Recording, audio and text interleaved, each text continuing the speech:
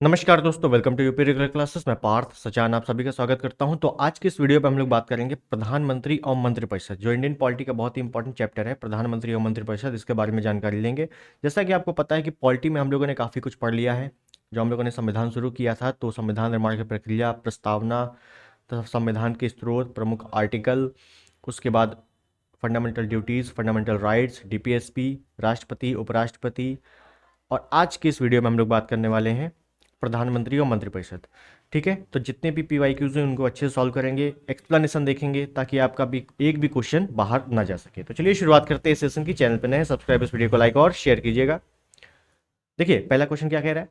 भारत के संविधान के अनुच्छेद 300, आर्टिकल 300 के अनुसार भारत की सरकार का कानूनी नाम क्या है। और ये देखिए, RARO 21 में ही आया हुआ है मेंस में। क्या कह रहा है, भारत सरकार का कानूनी नाम क्या है। तो देखो, भारत सरकार का कानूनी नाम का उल्लेख आर्टिकल 300 में है। ठीक, उसके बाद जो कानूनी नाम है वो है द यूनियन ऑफ इंडिया। अगर हिंदी में बात करें तो भारत संघ, ये नाम है। क्लियर है। एक चीज याद रखना है, कभी कभी पूछ लेता है कि संघीय ऑप्शन में दे देगा और निम्न में से कौन सा उल्लेख नहीं है भारत के संविधान में। तो संघीय का उल्लेख नहीं है, ये चीजें याद रखनी है। उल्लेख नहीं है, संघीय की जगह केवल और केवल संघ शब्द का उल्लेख किया गया है पूरे के पूरे संविधान में। क्लियर। जैसे कुछ शब्द हैं, जैसे उल्लेख नहीं, जैसे बजट शब्द का है ना। और अगर मैं बात करूं तो संघीय शब्द का है। ठीक है, अगर बात करूं तो शून्यकाल है। ये कुछ ऐसे शब्द हैं जिनका उल्लेख संविधान में है ही नहीं, लेकिन हम लोग यूज करते हैं। ठीक है, अगला देखेंगे। जय जवान जय किसान का नारा किसने दिया था। तो जय जवान जय किसान का नारा लाल बहादुर शास्त्री ने दिया था। बहुत अच्छे से याद होगा। ठीक है, बेसिक क्वेश्चन है। नेक्स्ट, स्वतंत्र भारत के प्रथम बार संसदीय सचिव का पद किस वर्ष सृजित किया गया। देखिए, संसदीय सचिव, संसदीय सचिव क्या है। संसदीय सचिव एक मंत्री का पद होता है जिसको राज्य मंत्री का दर्जा दिया जाता है। और स्वतंत्र भारत में प्रथम बार संसदीय सचिव का जो पद बना था वो बना था 1951 में। ठीक है, अगर मैं संसदीय सचिव की बात करूं, संसदीय सचिव की बात करूं, तो इसकी नियुक्ति, अगर मैं इसकी नियुक्ति में आऊंगा, नियुक्ति, ठीक है, इसका त्यागपत्र, ये त्यागपत्र किसको देगा, इसका वेतन भत्ते, ठीक है, और कार्यकाल, कार्यकाल, ये सभी कुछ याद रखना कौन तय करता है, प्रधानमंत्री। संसदीय सचिव, पूछा जाता है कि संसदीय सचिव की नियुक्ति कौन करता है, तो प्रधानमंत्री। संसदीय सचिव त्यागपत्र किसको देता है, प्रधानमंत्री को। वेतन कौन तय करता है, प्रधानमंत्री। कार्यकाल क्या होता है, तो प्रधानमंत्री का प्रसाद प्रयत्न। ये सभी कुछ कौन करता है, तो प्रधानमंत्री करता है। ठीक है, इसका पद का सृजन कब हुआ, 1951 में। क्लियर हो गया। अगला देखेंगे, राष्ट्रीय सुरक्षा समिति का प्रधान कौन होता है। तो राष्ट्रीय सुरक्षा समिति का प्रधान होता है प्रधानमंत्री। ठीक है, कुछ ऐसे चीजें हैं, जैसे राष्ट्रीय सुरक्षा समिति एक हो गई। ठीक है, उसके बाद अगर बात करेंगे हम लोग नीति आयोग, नीति आयोग का प्रधान अध्यक्ष कौन होगा, नीति आयोग का अध्यक्ष कौन होगा, वो भी प्रधानमंत्री होते हैं। ठीक है, और अगर आपने सुना हो राष्ट्रीय सुरक्षा परिषद, राष्ट्रीय सुरक्षा परिषद, राष्ट्रीय सुरक्षा समिति, इसके अध्यक्ष कौन होते हैं, प्रधानमंत्री होते हैं। ठीक है, तो कुछ ऐसे आयोग हैं, कुछ ऐसे समितियां हैं जिसके अध्यक्ष कौन होते हैं, प्रधानमंत्री होते हैं। क्लियर हो गया। अगला, निम्नलिखित में से कौन सा आधिकारिक दस्तावेज भारत से संबंधित है। तो निम्न में से कोई एक दस्तावेज है जो भारत के संविधान से संबंधित है, वो है श्वेत पत्र। श्वेत पत्र का नाम अगर सुना हो तो अच्छी बात है, नहीं सुना हो तो बिल्कुल अच्छे से याद कर लेना। श्वेत पत्र भारतीय संविधान से संबंधित एक पत्र है। क्लियर है, इतनी चीजें केवल याद करनी है, ज्यादा नहीं, डिटेल में आपसे नहीं पूछा जाता है सब चीजें। अगला, केंद्रीय सरकार के संदर्भ में निम्नलिखित कथनों पर विचार कीजिए। अब यहाँ विचार करने के लिए बात आई है। देखिए, 15 अगस्त 1947, मतलब जब भारत आजाद हुआ था, को केंद्र में मंत्रालयों की संख्या 18 थी। मतलब 1947 में जितने मंत्रालय थे कितने थे, 18 थे। वर्तमान में केंद्र में मंत्रालयों की संख्या 36 है। कौन सा सही है बताना है। तो देखो, 15 अगस्त 1947 को केंद्र में मंत्रालयों की संख्या 18 थी, जो कि बिल्कुल सही है, 18 मंत्रालय ही थे। लेकिन वर्तमान में देखो, पहली चीज़ तो ये 2009 में आया हुआ है, 2009 में भी संख्या 36 नहीं थी, तो ये दूसरा तो बिल्कुल गलत हो गया। अगर हम वर्तमान में मंत्रालय की संख्या देखें, वर्तमान में मंत्रालय, बिल्कुल आंकड़ा आपको याद कर लेना है क्योंकि ये पूछा गया प्रश्न है, तो हो सकता है आपसे स्टेटमेंट में पूछ लिया जाए। तो वर्तमान में मंत्रालयों की संख्या 52, बिल्कुल अच्छे से याद करना है आपको। क्लियर हो गया। नेक्स्ट, निम्नलिखित संविधान संशोधन में कौन सा एक बताता है कि मंत्रिमंडल में कुल मंत्रियों की संख्या प्रधानमंत्री को सम्मिलित करते हुए लोकसभा के सदस्यों की कुल संख्या के 15% से अधिक नहीं होगी। अब देखिए, अगर मैं बात करूं मंत्रिपरिषद, तो मंत्रिपरिषद में जितने सदस्य होते हैं, जितने मंत्री होते हैं, उनकी नियुक्ति प्रधानमंत्री करवाता है राष्ट्रपति के द्वारा। क्लियर है? इसमें आपके कैबिनेट मंत्री होते हैं, कैबिनेट मंत्री। इसमें आपके राज्य मंत्री होते हैं, राज्य मंत्री। और एक होते हैं उप मंत्री। ठीक है ना, 3 कैटेगरी होती है मंत्रियों की। मंत्रिपरिषद में कितने सदस्य होंगे, इसका निर्णय लिया गया था 51वां संविधान संशोधन 2003 के द्वारा। क्या लिया गया था कि भैया लोकसभा में जितने सदस्य हैं उनका 15% से ज़्यादा नहीं होनी चाहिए मंत्रिपरिषद में। तो याद रखना, मंत्रिपरिषद में जो सदस्य होते हैं वो केंद्र में लोकसभा के 15% होते हैं। कब किया गया था प्रावधान? 91वां संविधान संशोधन 2003। तो ऑप्शन बी यहाँ पर सही हो गया। और ये जो 15% है प्रधानमंत्री को मिलाकर है। क्लियर?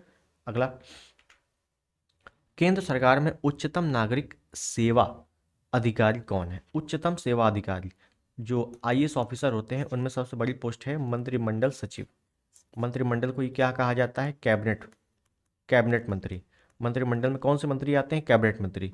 तो कैबिनेट सचिव जो वर्तमान में राजीव गौबा हैं, तो याद रखना है कैबिनेट सचिव जो है सबसे उच्चतम पद है। ठीक। अगला, केंद्रीय सरकार के संदर्भ में निम्नलिखित कथनों पर विचार कीजिए। केंद्र सरकार के संदर्भ में विचार करना है तो विचार करते हैं हम लोग। क्या है? पहला, भारत के संविधान में उपबंध है कि समस्त कैबिनेट मंत्री अनिवार्य रूप से केवल लोकसभा के ही आसीन सदस्य होंगे। मतलब कि भैया संविधान में जो कैबिनेट मंत्री हैं, जो मंत्रिमंडल में कौन होते हैं? मंत्रिमंडल में कैबिनेट मंत्री होते हैं। तो जितने मंत्री कैबिनेट मंत्री में होंगे वो केवल केवल लोकसभा के ही सदस्य होंगे। क्या ऐसा है? बिल्कुल गलत है। क्यों गलत है? क्योंकि जो कैबिनेट मंत्री है, जो कैबिनेट मंत्री हैं, कैबिनेट मंत्री वो किसी भी सदन का, मतलब उच्च सदन हो, लोकसभा या राज्यसभा, उच्च सदन हो या निम्न सदन हो, किसी के भी सदस्य हो सकते हैं। तो ये आपका पहला तो बिल्कुल गलत है।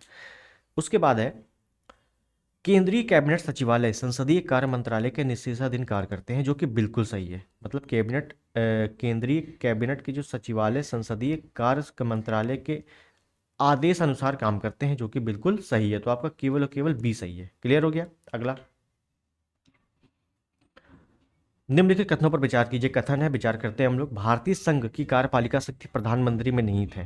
भारतीय संघ, संघ मतलब केंद्र, तो केंद्र की कार्यपालिका शक्ति प्रधानमंत्री में निहित है। क्या ऐसा है? क्या बिल्कुल नहीं। अगर आपने मुझसे राष्ट्रपति पढ़ा है तो आपको अच्छे से पता होगा कि केंद्र की कार्यपालिका शक्ति हमेशा हमेशा राष्ट्रपति में निहित होती है। और आर्टिकल 53 के तहत, आर्टिकल 53 के तहत, तो प्रधानमंत्री वाला बिल्कुल गलत हो गया।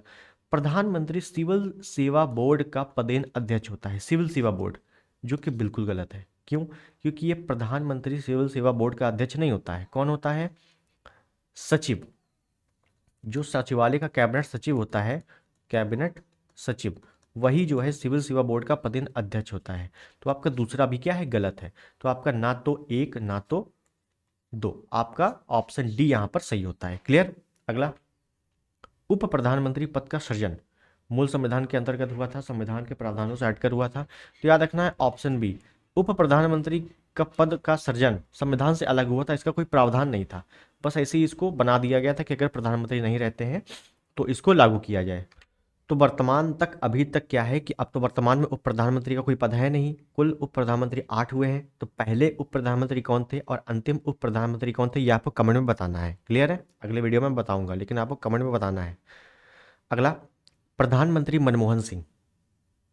मनमोहन सिंह जो 2004 से और 2014 तक इन्होंने सत्ता संभाली, ये क्या थे? तो ये असम के राज्यसभा के सदस्य थे। याद रखना, ये क्या थे? राज्यसभा।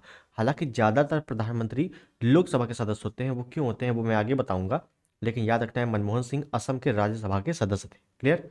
अगला, मनमोहन सिंह के संबंध में निम्न में से कौन सा कथन सही नहीं है? तो मनमोहन सिंह के संबंध में कौन सा सही नहीं है? तो भारत के पूर्व वित्त मंत्री क्या थे? बिल्कुल से वित्त मंत्री थे। आरबीआई के पूर्व गवर्नर भी रह चुके हैं।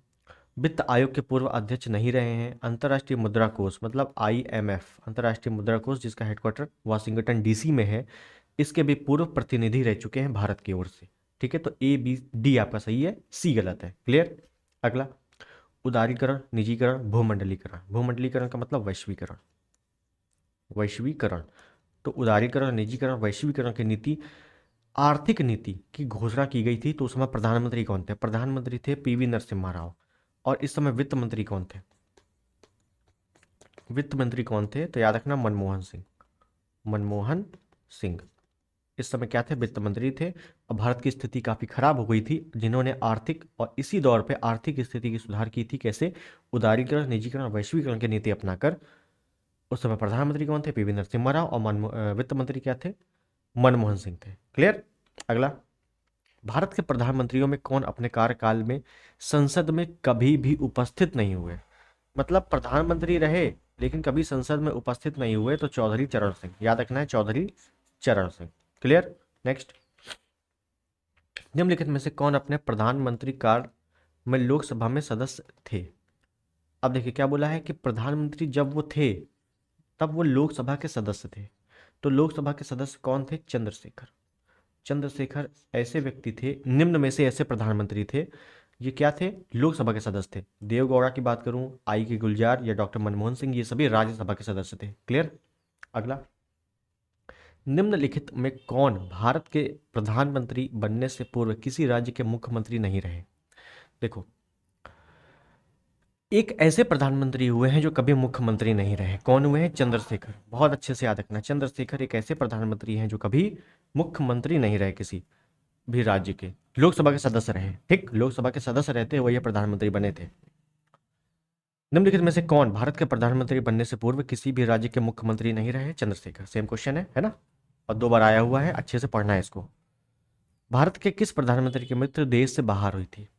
तो देखो, एक ऐसे प्रधानमंत्री थे जिनकी मृत्यु देश से बाहर हुई थी। कौन थे? लाल बहादुर शास्त्री। एक आपने सुना होगा, ताशकंद समझौता हुआ था, ताशकंद समझौता। इसी समझौते के लिए वो कहाँ गए थे? ताशकंद गए थे, जो कि उज्बेकिस्तान में पड़ता है। तो 11 जनवरी 1966 को इनकी मृत्यु हो गई थी फ्लाइट में ही। ठीक है, भारत नहीं पहुंच पाए थे, ये आपको याद रखना है। क्लियर? अगला, देखिए ये क्वेश्चन अच्छा है।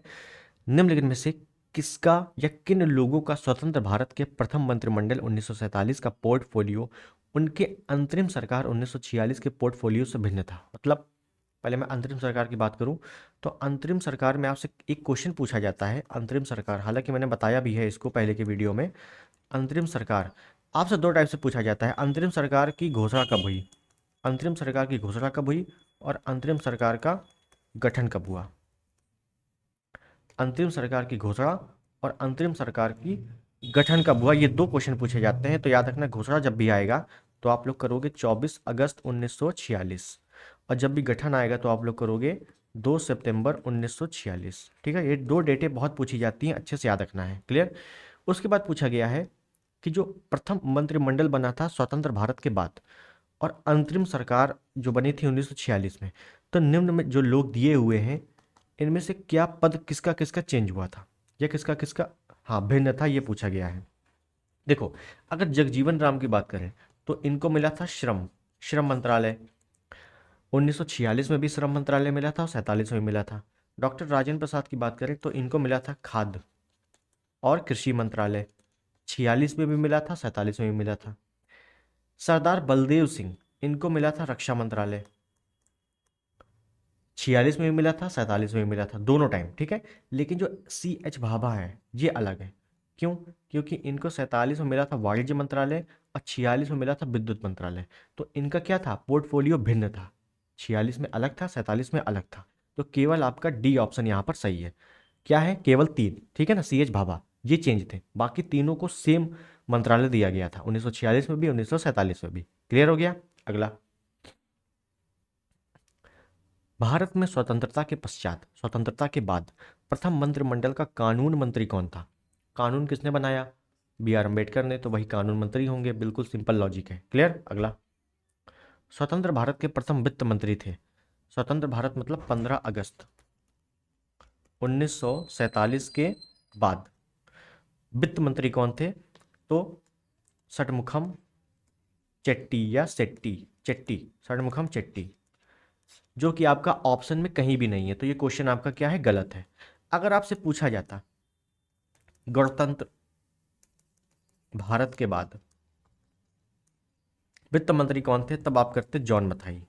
जॉन मथाई। स्वतंत्र भारत के बाद और गणतंत्र भारत के बाद दोनों चीजें आपको याद रखनी है। स्वतंत्र भारत के बाद पूछा जाए तो षणमुखम चेट्टी, और गणतंत्र भारत के बाद पूछा जाए तो जॉन मथाई। ये क्या थे? वित्त मंत्री थे। क्लियर? अगला, केंद्रीय मंत्रिपरिषद के त्याग पत्र देने के उपरांत निम्नांकित में से कौन सा एक सही स्थिति नहीं है? मतलब जब मंत्रिपरिषद, और मंत्रिपरिषद में आपको पता है प्रधानमंत्री भी है ना, मंत्रिपरिषद में कौन होता है? प्रधानमंत्री भी होता है। तो जब मंत्रिपरिषद त्यागपत्र दे दे या प्रधानमंत्री त्यागपत्र दे दे तो सरकार ही खत्म हो जाएगी। उस स्थिति में क्या नहीं होगा? चार ऑप्शन दिए हैं, उस स्थिति में क्या नहीं होगा? तो राष्ट्रपति शासन लागू हो जाएगा। कैसा होगा? राष्ट्रपति वैकल्पिक व्यवस्था बनने तक या कुछ अरेंजमेंट होने तक उन्हें बसे रहने के लिए कहेंगे। किन्हें? वही प्रधानमंत्री जो त्यागपत्र दे चुके हैं। वैकल्पिक व्यवस्था से अभिप्राय है, अब देखो ऑप्शन बी का हमें व्याख्या दी हुई है ऑप्शन सी में, कि वैकल्पिक व्यवस्था का मतलब है कि यथासंभव शीघ्र नई सरकार के गठन हेतु आम चुनाव कराया जाए। मतलब जब तक आम चुनाव नहीं होता तब तक वो बने रहें। अपदस्थ मंत्रिपरिषद अपने पद पर नई सरकार बनने तक अपने पदभार का निर्वाह करेगी। मतलब जब तक नई सरकार नहीं बनती है तब तक आप लोग त्यागपत्र दे चुके हो, ठीक है, लेकिन बने रहो। कौन सा नहीं होगा? तो याद रखना है, राष्ट्रपति शासन लागू नहीं होगा। अगर प्रधानमंत्री त्यागपत्र दे देता है तो पूरी मंत्रिपरिषद त्यागपत्र दे देगी, खत्म हो जाएगी, सरकार खत्म हो जाएगी। उस अवस्था में राष्ट्रपति शासन लागू नहीं होगा। क्या होगा?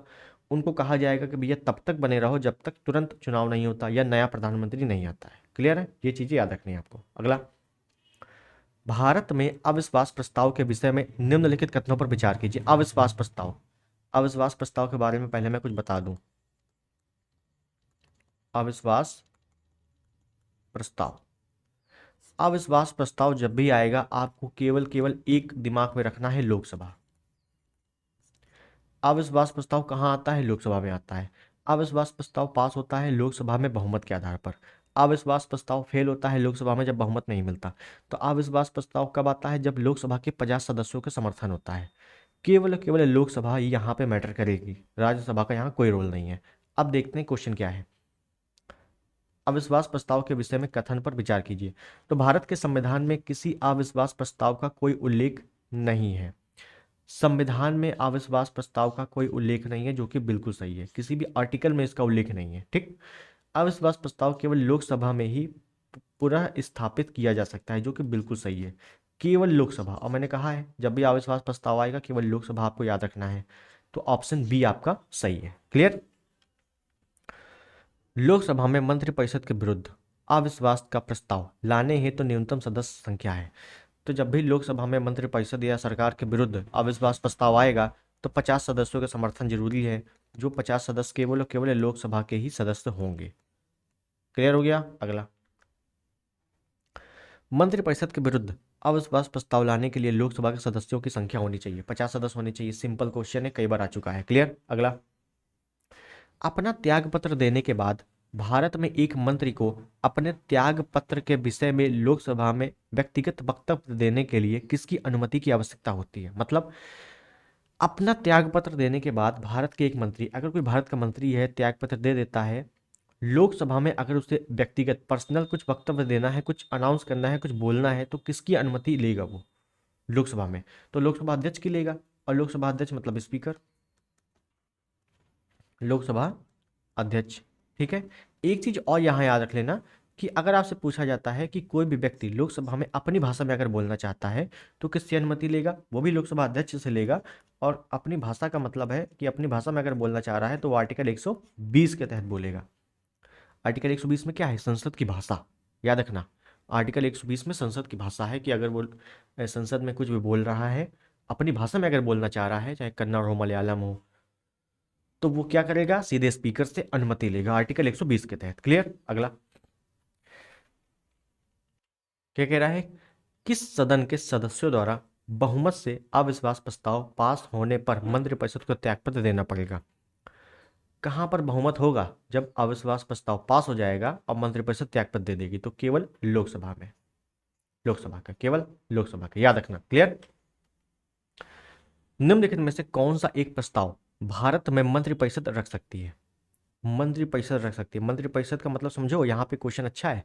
मंत्रिपरिषद को हम क्या कहेंगे? प्रधानमंत्री। मंत्रिपरिषद में क्या होता है? प्रधानमंत्री भी होता है। अब प्रधानमंत्री क्या है? स्वयं सरकार है।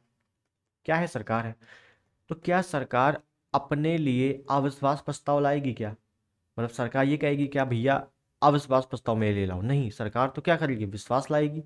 तो विश्वास प्रस्ताव करना है यहाँ पे, समझो। विश्वास प्रस्ताव हमेशा पक्ष के द्वारा लाया जाता है और अविश्वास प्रस्ताव हमेशा विपक्ष के द्वारा लाया जाता है, ठीक है। मंत्रिपरिषद में जो ऑलरेडी है तो वो क्या है? वो स्वयं सरकार है। तो सरकार अपने लिए क्या लाएगी? विश्वास प्रस्ताव लाएगी। और जो विपक्ष का होगा वो अविश्वास प्रस्ताव लाएगी। तो यहाँ मंत्रिपरिषद की बात हो रही है, मतलब सरकार की बात हो रही है, तो यहाँ हम लोग क्या करेंगे? ऑप्शन डी, विश्वास प्रस्ताव। क्लियर? अगला, भारतीय राजनीति व्यवस्था में कार्यपालिका डैश के अधीन रहकर कार्य करती है। किसके अधीन रहकर कार्य करती है? तो याद रखना, विधायिका, कानून के अधीन। जब तक कानून के बाहर थोड़ी ना कोई काम कर लेगा, कानून के अंडर में ही सारे काम होते हैं। क्लियर? अगला, निम्नलिखित कथनों पर विचार कीजिए। केंद्र में मंत्रिपरिषद संसद के प्रति सामूहिक रूप से उत्तरदायी होगी। अब आइए यहां पे समझो, मंत्रिपरिषद सामूहिक रूप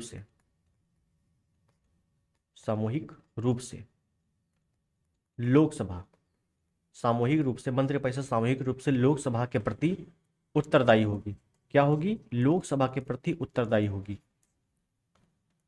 आर्टिकल, आर्टिकल पूछा जाता है यहाँ पे, आर्टिकल 75(3). जहां जहां आर्टिकल इंपॉर्टेंट है वो मैं बताता चल रहा हूं, उसको अच्छे से रटना है। आर्टिकल 75(3), 75 थर्ड में क्या लिखा हुआ है कि मंत्रिपरिषद सामूहिक रूप से लोकसभा के प्रति उत्तरदायी होगी। लेकिन यहाँ क्या बोला है? केंद्र में मंत्रिपरिषद संसद के प्रति सामूहिक रूप से उत्तरदायी होगी। संसद में क्या हो गया? राज्यसभा लोकसभा दोनों आ गया, लेकिन मैंने क्या लिखा है? लोकसभा। तो इसका मतलब ये क्या है? गलत है। क्लियर है? संघीय मंत्री मतलब केंद्र मंत्री भारत के राष्ट्रपति के प्रसाद प्रयत्न पर पद धारण करेंगे। बिल्कुल सही है। मतलब जो मंत्री होते हैं, केंद्र के मंत्री और प्रधानमंत्री होते हैं, ये दोनों राष्ट्रपति के प्रसाद प्रयत्न पर होते हैं। राष्ट्रपति के प्रसाद प्रयत्न, ठीक है, ये दोनों राष्ट्रपति के प्रसाद प्रयत्न पर होते हैं। चाहे मंत्रिपरिषद हो और मंत्रिपरिषद ना देकर प्रधानमंत्री भी दे दे तो भी क्या होगा? राष्ट्रपति के प्रसाद प्रयत्न होंगे। क्लियर? दूसरा आपका सही है।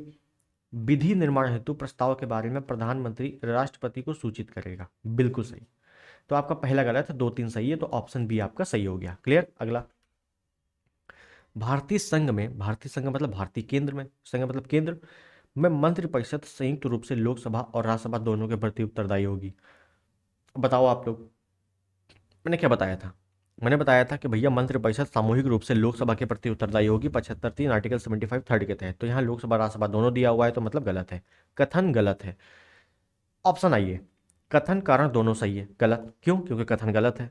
कथन कारण दोनों सही है, गलत। क्यों? क्योंकि कथन गलत है। कथन सही है, बिल्कुल नहीं, कथन गलत है। तो बचा क्या? Option D, simple. आपको देखो, एक अगर स्टेटमेंट पता है तो उससे कई सारे क्वेश्चन आपके बन जाएंगे आराम से, ठीक है। दूसरा देखो क्या बोला है, लोकसभा और राज्यसभा दोनों के सदस्य संघीय सरकार में मंत्री बनने के लिए पात्र होंगे। बिल्कुल सही है। और अगर आपको ये स्टेटमेंट नहीं भी पता है तो भी आप पहले स्टेटमेंट से आप आराम से सॉल्व कर सकते हो, ठीक। अगला, भारतीय संविधान के संदर्भ में निम्नलिखित कथनों पर विचार कीजिए। संघ मंत्रिपरिषद लोकसभा के प्रति सामूहिक रूप से उत्तरदायी होगी। बिल्कुल सही, यहाँ केवल लोकसभा आया है ना, तो यहाँ तो सही है। संघ के मंत्री प्रधानमंत्री के प्रसाद प्रयत्न अपने पद धारण करेंगे। बिल्कुल गलत। क्यों? क्योंकि संघ के मंत्री हो या प्रधानमंत्री हो, वो प्रधानमंत्री के प्रसाद प्रयत्न धारण नहीं करेंगे, वो केवल और केवल राष्ट्रपति के प्रसाद प्रयत्न पर अपना पद धारण करेंगे।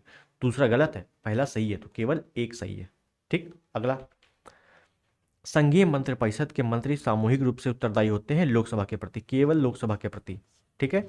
आर्टिकल पूछ ले तो आर्टिकल 75 थर्ड के तहत। क्लियर हो गया? नेक्स्ट, मंत्रिपरिषद सामूहिक रूप से किसके प्रति उत्तरदायी होंगे? लोकसभा के प्रति। सेम क्वेश्चन है। अब देखो, मंत्रिपरिषद सामूहिक रूप से उत्तरदायी होती है तो मंत्रिपरिषद किसके प्रति उत्तरदायी होती है? लोकसभा के प्रति। मैंने जो बताया, लोकसभा के प्रति। आर्टिकल अगर पूछा जाए तो आर्टिकल 75 थर्ड के तहत। तो क्या है? मंत्रिपरिषद सामूहिक रूप से उत्तरदायी होती है लोकसभा के प्रति आर्टिकल 75 के अनुसार, एक संवैधानिक बाध्यता के अंतर्गत। बिल्कुल सही। क्यों संवैधानिक बाध्यता? मतलब संविधान में ये उल्लेखित है, संविधान के तहत ही ये सारी चीजें होती हैं, संविधान के अलग नहीं होती, संविधान से बढ़ के कोई काम नहीं होता है। संवैधानिक बाध्यता, संवैधानिक लिमिट है एक, क्या लिमिट है कि मंत्रिपरिषद सामूहिक रूप से लोकसभा के प्रति उत्तरदायी होगी। तो दूसरा भी आपका सही है। चौथा गलत है, तो 1 2 3 सही है, तो ऑप्शन बी आपका सही हो गया। क्लियर। नेक्स्ट, भारत की संसद के संबंध में निम्नलिखित कौन सा कथन सही नहीं है। संसद, तो संविधान में एक संसदीय प्रणाली की सरकार का प्रावधान है, बिल्कुल सही, संसदीय प्रणाली है जो कि ब्रिटेन के संविधान से ली गई है। संसद का सर्वप्रमुख कार्य है मंत्रिमंडल का प्रावधान करना। मंत्रिमंडल, हाँ बिल्कुल सही है। मंत्रिमंडल की सदस्यता निम्न सदन तक सीमित है, बिल्कुल गलत है। मंत्रिमंडल की लोकप्रिय सदन में बहुमत का विश्वास प्रस्ताव रखना चाहिए, बिल्कुल सही है। ऑप्शन सी देखो, मंत्रिमंडल की सदस्यता निम्न सदन तक सीमित है। निम्न सदन का मतलब लोकसभा। तो क्या मंत्रिमंडल में जितने सदस्य होंगे केवल लोकसभा के सदस्य ही केवल रह सकते हैं? बिल्कुल नहीं। लोकसभा, राज्यसभा, उच्च सदन, निम्न सदन, किसी के भी सदस्य हो सकते हैं। तो आपका सी गलत हो गया। क्लियर है। अगला, भारत में वह मंत्री जो संसद के सदनों में किसी सदन का भी सदस्य नहीं है उसे मंत्री के पद से मुक्त हो जाना पड़ता है। आप समझो, अगर कोई केंद्र का मंत्री है या प्रधानमंत्री है, कोई भी मंत्री या प्रधानमंत्री अगर किसी सदन का, किसी सदन मतलब लोकसभा हो चाहे राज्यसभा हो, किसी सदन का सदस्य रहते हुए या रहे बिना, अगर प्रधानमंत्री किसी भी सदन का सदस्य नहीं है, अगर मंत्री किसी भी सदन का सदस्य नहीं है और ये प्रधानमंत्री बन जाता है और ये मंत्री बन जाता है, तो उसको 6 महीने के भीतर किसी न किसी सदन की सदस्यता लेनी पड़ती है। समझो बात को। अगर मान लो आप हो और आप राज्यसभा के सदस्य हो और आप बोले कि मुझे प्रधानमंत्री बनना है या मंत्री बनना है, तो आराम से बन सकते हो। अगर आप किसी भी सदन के सदस्य नहीं हो, ना लोकसभा के ना राज्यसभा के, तो भी आप बन सकते हो। लेकिन उस कंडीशन में आपको 6 महीने के अंदर किसी भी सदन की, चाहे लोकसभा चाहे राज्यसभा, किसी भी सदन की सदस्यता लेनी होगी। अगर 6 महीने के भीतर आप सदस्यता नहीं ले सकते तो आपको प्रधानमंत्री या मंत्री पद से बर्खास्त कर दिया जाएगा। ठीक है। 6 माह, तो क्या बोला है, पद मुक्त हो जाना पड़ता है 6 माह के बाद। क्यों? क्योंकि 6 माह के भीतर भीतर उसको सदस्यता लेनी पड़ती है। क्लियर हो गया। आगे, जो व्यक्ति संसद का सदस्य नहीं है केंद्रीय मंत्री रह सकता है 6 माह तक। संसद का सदस्य नहीं है, संसद मतलब लोकसभा राज्यसभा, किसी न किसी का सदस्य रहना जरूरी है, तभी वो मंत्री हो सकता है। अगर नहीं है तो भैया 6 महीने के बाद अपना रिटायरमेंट ले लो। अब देखो कौन सा सही पूछा गया है प्रधानमंत्री के बारे में। देखो, संसद के दोनों सदनों के सदस्यों में अपने मंत्रियों का चयन करने के लिए स्वतंत्र है, बिल्कुल सही है। तो पहला ही सही हो गया। इस विषय में भारत के राष्ट्रपति के साथ उचित परामर्श करके, बिल्कुल नहीं, परामर्श नहीं करेगा, अभी बता रहा हूं क्यों नहीं करेगा। अपने मंत्रिमंडल में मंत्री के रूप में काम करने के लिए व्यक्तियों का चयन करने से पूर्णतः स्वविवेक का प्रयोग करेगा। अपने मंत्रिमंडल के सहयोगियों का चयन करने में सीमित शक्तियां रखता है, बिल्कुल सीमित शक्तियां बिल्कुल नहीं रखता है। तो देखो सी आपका सही है, पहला गलत है। क्यों गलत है बता रहा हूँ। संसद के दोनों सदनों के सदस्यों में अपने मंत्रियों के चयन करने के लिए स्वतंत्र है। अपने मंत्रिमंडल में क्या होते हैं, मंत्रिमंडल में क्या होता है, मंत्रिमंडल में जो होते हैं कैबिनेट मंत्री, ठीक है ना। तो प्रधानमंत्री क्या करता है, कैबिनेट मंत्री को तो मंत्रालय सौंपता है, मंत्रालय क्या करता है, सौंपता है। तो कैबिनेट मंत्री जो मंत्री होगा वो किसी को भी मंत्री बना सकता है, पहली चीज, और किसी भी मंत्री को कोई भी मंत्रालय दे सकता है। कौन? प्रधानमंत्री। ये उसकी क्या है, स्वविवेकी शक्तियां हैं। तो पूर्णतः स्वविवेक का प्रयोग करेगा। ठीक है, उसका निजी मामला है, किसी को भी कुछ भी दे सकता है। तो ऑप्शन सी यहां पर सही है। क्लियर। अगला, प्रधानमंत्री को लोकसभा के द्वारा चुना जाता है, संसद के द्वारा चुना जाता है, राष्ट्रपति के द्वारा नियुक्त किया जाता है, लोकसभा के बहुमत पार्टी के द्वारा नामित किया जाता है। तो ऑप्शन सी यहां पर सही है। क्यों? प्रधानमंत्री की नियुक्ति कौन करता है? राष्ट्रपति। प्रधानमंत्री की नियुक्ति राष्ट्रपति करता है। समझ आता हूं गलत हो गया। कौन करेगा? राष्ट्रपति करेगा। आर्टिकल इंपॉर्टेंट है, आर्टिकल 75, ओनली आर्टिकल 75। आर्टिकल 75 में क्या लिखा हुआ है कि प्रधानमंत्री की नियुक्ति राष्ट्रपति करेगा, और प्रधानमंत्री के कहने पर राष्ट्रपति अन्य मंत्री को नियुक्ति करेगा। मतलब प्रधानमंत्री जिसको इशारा कर देगा भैया इसको मंत्री बनाओ, तो राष्ट्रपति उसी को बना देगा, कोई सवाल नहीं करेगा राष्ट्रपति। ठीक है। अगला, भारत के प्रधानमंत्री की नियुक्ति के समय जरूरी नहीं कि वह संसद के दोनों सदनों में एक का आवश्यक रूप से सदस्य हो, परंतु उसे 6 माह के अंदर आवश्यक रूप से सदस्य हो जाना चाहिए। बिल्कुल सही है। मतलब मैंने क्या बोला था, मैंने बोला था कि अगर प्रधानमंत्री या कोई भी मंत्री किसी भी सदन का सदस्य नहीं है और वो प्रधानमंत्री या मंत्री बन जाता है तो उसको 6 माह के भीतर किसी भी सदन का सदस्य होना जरूरी है, किसी भी सदन का सदस्य बनना जरूरी है। क्लियर है। तो पहला आपका सही है। अगला देखेंगे, आमतौर पर भारत के प्रधानमंत्री होते हैं। अब देखो यहाँ पे आमतौर का मतलब है जनरली पूछा गया है, बिल्कुल आपके माइंड के हिसाब से। जनरली जो प्रधानमंत्री होते हैं वो क्या होते हैं, लोकसभा के सदस्य होते हैं। क्यों लोकसभा के ही सदस्य क्यों होते हैं, इसलिए होते हैं कि अगर उनके खिलाफ, अगर प्रधानमंत्री के खिलाफ अविश्वास प्रस्ताव आता है, याद रखो अगर प्रधानमंत्री के खिलाफ अविश्वास प्रस्ताव आता है और अगर वो लोकसभा का सदस्य है, तो उस अविश्वास प्रस्ताव में अपने लिए प्रधानमंत्री स्वयं वोट कर सकता है। क्या कर सकता है, वोट कर सकता है। अगर मान लो कोई राष्ट्रपति राज्यसभा का सदस्य है और उसके खिलाफ अगर अविश्वास प्रस्ताव आता है, तो वो वोट नहीं कर सकता, कभी वोट नहीं कर सकता। तो इसीलिए प्रधानमंत्री क्या करते हैं, ज्यादातर लोकसभा के सदस्य होते हैं कि अगर मेरे खिलाफ अविश्वास प्रस्ताव आता है तो मैं अपने पक्ष में एक वोट तो कर सकूं, इस वजह से। क्लियर हो गया। अगला, भारतीय संविधान के निम्नलिखित प्रावधानों में कौन सा प्रावधान मंत्रिपरिषद की नियुक्ति और पदच्युत को विवेचित करता है। मंत्रिपरिषद मतलब मंत्रिपरिषद में प्रधानमंत्री भी होगा, तो प्रधानमंत्री की नियुक्ति हम लोगों ने देखा आर्टिकल 75 कौन करेगा, राष्ट्रपति करेगा। क्लियर। अगला, यदि भारत के प्रधानमंत्री संसद के उच्च सदन के सदस्य हैं, उच्च सदन मतलब क्या, उच्च सदन मतलब राज्यसभा और निम्न सदन मतलब लोकसभा, उच्च सदन के सदस्य हैं तो वे अविश्वास प्रस्ताव की स्थिति में अपने पक्ष में वोट नहीं दे सकेंगे। देखो जैसा मैंने आपको बताया था एक्सप्लेनेशन में, वही है कि अगर वो राज्यसभा के सदस्य हैं तो अपने खिलाफ अगर अविश्वास प्रस्ताव आता है उनके खिलाफ, तो वो वोट नहीं कर सकते। वो देख सकते हैं, सब कुछ कर सकते हैं, लेकिन वोट नहीं कर सकते। क्लियर है। अगला, कथन पर विचार करना है, करते हैं हम लोग विचार। राष्ट्रपति भारत सरकार का कार्य अधिक सुविधापूर्ण किए जाने के लिए मंत्रियों के उक्त कार्य के आवंटन के लिए नियम बनाएगा। कौन, राष्ट्रपति। राष्ट्रपति कार्य आवंटन के नियम बनाता है, यह प्रावधान आर्टिकल 77 में है। ठीक है, इंपॉर्टेंट आर्टिकल है, याद करना है।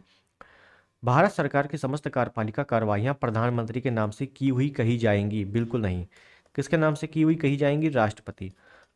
कितनी भी भारत की डीलिंग हो जाए, भारत का कोई भी इंपोर्ट होता है, कोई भी एक्सपोर्ट होता है, हथियार मंगवाए जाते हैं, हथियार दिए जाते हैं, कोई भी अगर समझौता होता है, विदेश नीतियां होती हैं, वो सभी राष्ट्रपति के नाम से ही होती हैं। प्रधानमंत्री करता है लेकिन होती किसके नाम से है, राष्ट्रपति के सिग्नेचर होते हैं उसमें। ठीक है, ये चीज़ याद रखनी है। तो आपका केवल और केवल एक सही है ना, बी नहीं, एक सही है। क्लियर। अगला, संविधान में मंत्रिमंडल शब्द का एक ही बार प्रयोग हुआ है।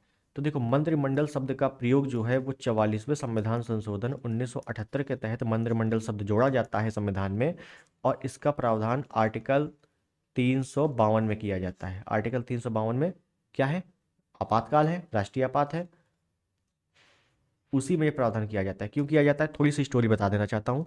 1975 में इंदिरा गांधी के समय में फखरुद्दीन अली अहमद उस समय राष्ट्रपति थे, और एक क्या लगता है, आपातकाल लगता है। ठीक है, उस आपातकाल में आपने पढ़ा होगा आपातकाल क्यों लगा था, वो 75 वाला, वो लगा था आंतरिक अशांति के तौर पर, आंतरिक अशांति। और उसमें प्रधानमंत्री इंदिरा गांधी ने स्वविवेक से सारे फैसले लिए थे। ठीक है, तब बाद में जो सरकार चेंज हुई 78 में, उसमें क्या हुआ कि इसमें कहा गया भैया आंतरिक अशांति हटाकर विद्रोह, सशस्त्र विद्रोह कर दिया जाए, जिसके तहत सशस्त्र विद्रोह किया जाए और मंत्रिमंडल शब्द जोड़ा जाए। क्यों, जब भी आपातकाल लागू होना चाहिए, जब भी ऐसी स्थिति आती है कि आपातकाल लागू हो, उस अवस्था में हम प्रधानमंत्री तो हैं, हम सब कुछ निर्णय ले सकते हैं, लेकिन मंत्रिमंडल में जितने सदस्य हैं उनके सिग्नेचर अनिवार्य होंगे, तब जाके आपातकाल लागू होगा। पहले ऐसा नहीं था, 75 में ऐसे ही लग गया था, लेकिन उसके बाद से मंत्रिमंडल शब्द जोड़ा गया 52 में, और कहा गया जब भी राष्ट्रीय आपात लगेगा, सशस्त्र विद्रोह के आधार पर राष्ट्रीय आपात लगेगा, तब मंत्रिमंडल के सिग्नेचर अनिवार्य हैं। इसी वजह से मंत्रिमंडल शब्द का उल्लेख भी 52 में किया गया है, 352 में किया गया है, आपातकाल में ही डायरेक्ट किया गया है। क्लियर हो गया। अगला, कैबिनेट में सम्मिलित होते हैं, कैबिनेट में कौन सम्मिलित होते हैं, तो केवल कैबिनेट मंत्री होते हैं। सिंपल क्वेश्चन है ना, कैबिनेट में कैबिनेट मंत्री तो होंगे।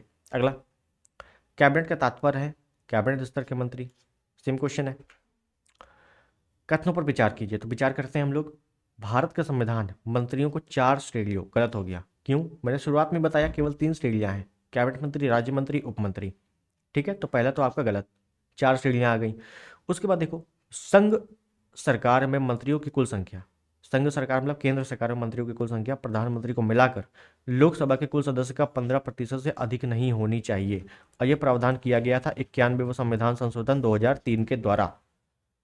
तो ये तो आपका बिल्कुल सही है, तो आपका केवल और केवल बी सही है। ठीक है, और देखो आईएएस 2022 में ही आया हुआ है, तो लेटेस्ट क्वेश्चन है, लेटेस्ट पैटर्न पे आधारित सारे क्वेश्चन है।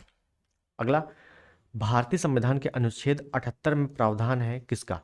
तो 78 में क्या कहा गया है पहले मैं बता देता हूं, उसके बाद ऑप्शन देखेंगे। तो 78 में कहा गया है कि राष्ट्रपति केंद्र सरकार से संबंधित, केंद्र से संबंधित या केंद्र सरकार से संबंधित कोई भी रिपोर्ट प्रधानमंत्री से अपने पास मंगवा सकता है। राष्ट्रपति केंद्र सरकार से संबंधित कोई भी रिपोर्ट प्रधानमंत्री से मंगवा सकता है।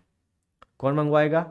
राष्ट्रपति। किससे मंगवाएगा? प्रधानमंत्री से। तो प्रधानमंत्री का दायित्व है ये कि वो राष्ट्रपति को वो रिपोर्ट सौंपे। तो किसके दायित्व का उल्लेख है? प्रधानमंत्री के। क्लियर हो गया? अगला, भारत का प्रधानमंत्री मुख्य है केंद्र सरकार का। भाई प्रधानमंत्री केंद्र सरकार का है और राज्य सरकार का मुख्य कौन है? मुख्यमंत्री। ठीक, भारत के प्रधानमंत्री निर्वाचित होते हैं, चयनित होते हैं, मनोनीत होते हैं, नियुक्त होते हैं। तो नियुक्त होते हैं। प्रधानमंत्री की नियुक्ति राष्ट्रपति करता है आर्टिकल 75 के तहत, मैं बता चुका हूं। तो प्रधानमंत्री की नियुक्ति होती है। ठीक है, याद रखना। अगला, भारत के प्रधानमंत्री के विषय में निम्नलिखित कथनों में कौन सही है? तो प्रधानमंत्री मंत्रिपरिषद का नाम मात्र का नेता है। तो कौन सा सही है ये बताना है। तो मंत्रिपरिषद का नाम मात्र का नेता नाम मात्र का नेता नहीं है, मंत्रिपरिषद का बिल्कुल अच्छा वाला नेता है, शुद्ध नेता है, पावरफुल नेता है, नाम मात्र का नहीं है। वह संसद के प्रति उत्तरदायी नहीं है, बिल्कुल गलत। उत्तरदायी है। वह अपने मंत्रियों में से किसी को बर्खास्त नहीं कर सकता, बिल्कुल नहीं। उसका स्वविवेक शक्ति है, अगर उसने स्वविवेक से नियुक्त किया है तो बर्खास्त भी कर सकता है, मंत्रालय चेंज कर सकता है किसी का भी। उसके बाद है, प्रधानमंत्री मंत्रिपरिषद का वास्तविक नेता होता है। बिल्कुल सही, वास्तविक नेता होता है। मंत्रिपरिषद का वास्तविक नेता कौन होता है? प्रधानमंत्री। अब मंत्रिपरिषद की बैठकों की अध्यक्षता भी कौन करता है? प्रधानमंत्री। क्लियर है? अगला,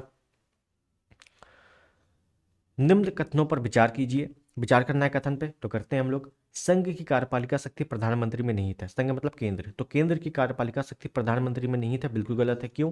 क्योंकि संघ की कार्यपालिका शक्ति प्रधानमंत्री में नहीं, राष्ट्रपति में निहित है। राष्ट्रपति में हम लोग अच्छे से पढ़ चुके हैं आर्टिकल 53 के तहत। क्लियर? उसके बाद है, प्रधानमंत्री की नियुक्ति राष्ट्रपति करता है। बिल्कुल सही है, प्रधानमंत्री की नियुक्ति राष्ट्रपति करता है, आर्टिकल 75 के तहत है। प्रधानमंत्री मंत्रिपरिषद के प्रधान होते हैं। बिल्कुल सही, प्रधान जो मंत्रिपरिषद है उसका अध्यक्ष कौन होता है? प्रधानमंत्री होता है, लीडर होता है। उसके बाद है, यह आवश्यक नहीं कि नियुक्ति के समय प्रधानमंत्री संसद के किसी सदन का सदस्य हो। बिल्कुल सही, मैंने बताया कि अगर प्रधानमंत्री या मंत्री कोई बनता है तो जरूरी नहीं है कि उस समय वो किसी भी सदन का सदस्य हो, लेकिन जब वो प्रधानमंत्री या मंत्री बन जाता है तो 6 महीने के अंदर उसको किसी भी सदन की सदस्यता लेनी पड़ती है, अनिवार्य है, चाहे वो लोकसभा के लिए चाहे राज्यसभा के लिए। तो चौथा भी आपका सही है।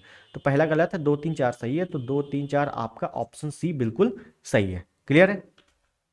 सारे क्वेश्चन हमारे मंत्री और मंत्रिपरिषद प्रधानमंत्री से समाप्त होते हैं। आपको चीजें अच्छे से समझ में आई होंगी, अच्छे क्वेश्चन थे, है ना? तो आपको अच्छे से पढ़ना है इनको, आपको इन्हीं क्वेश्चनों को और अच्छे से डिटेल में देखना है। जितना मैंने एक्सप्लेनेशन बताया है उसमें उसको आपने अच्छे से नोट डाउन कर लिया होगा, नहीं किया है आप लोग फिर से वीडियो देखिएगा और नोट डाउन कर लीजिएगा। ठीक है, तो अगला टॉपिक हमारा जो होगा बहुत इंपॉर्टेंट होगा। मिलते हैं अगले टॉपिक पे, तब तक के लिए धन्यवाद। जय हिंद, वंदे मातरम।